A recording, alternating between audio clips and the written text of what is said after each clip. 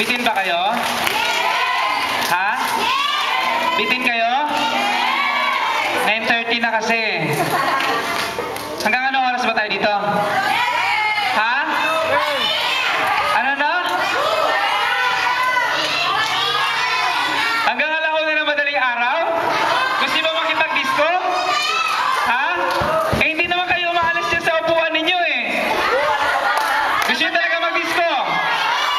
Gusto nyo talaga mag-disco sa harapan ng Diyos? Ha? Gusto nyo talaga mag-disco? Oh, isang kanta pa. Iligpit nyo na yung upuan.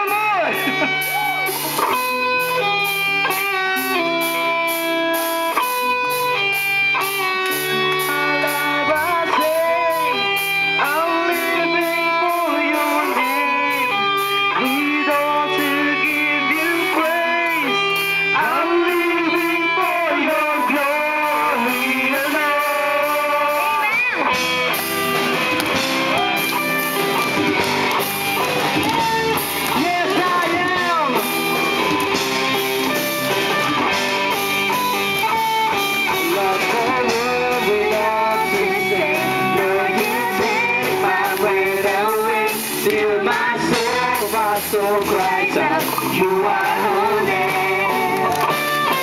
As I look upon your name, circumstances will away.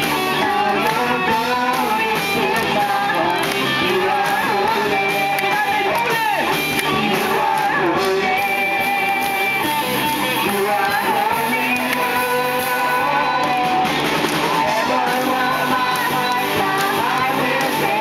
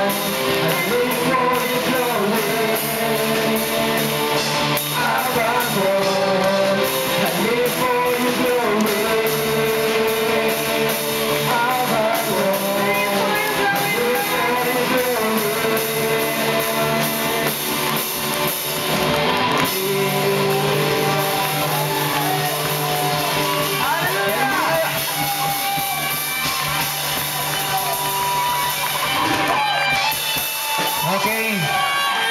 Minsan pa nga nating palakpakan ng Panginoong Diyos na malakas na malakas.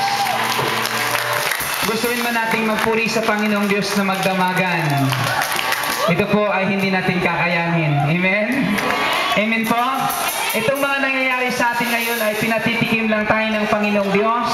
May mga bagay na inumpisahan ng Panginoong Diyos sa atin para po ipagpatuloy natin ito habang tayo po ay nabubuhay. Masarap bang magpuri sa Panginoon? Masarap ba? Amen! Huling bang magpuri sa Diyos? Amen! Hindi. Amen? Napakasarap pong magpuri sa Panginoon. Kaya sa oras na ito, either you like it or not, kailangan na nating i-close yung ating gawain. Amen? Okay, taas natin yung ating mga kamay. Panginoon, naniniwala kami na mayroon kang inilagay sa aming puso na maganda. at meron kang panibagong sinimulan sa aming buhay. Pagpalain mo po, Diyos, ang lahat ng mga nandito. Patuloy mo silang i-bless.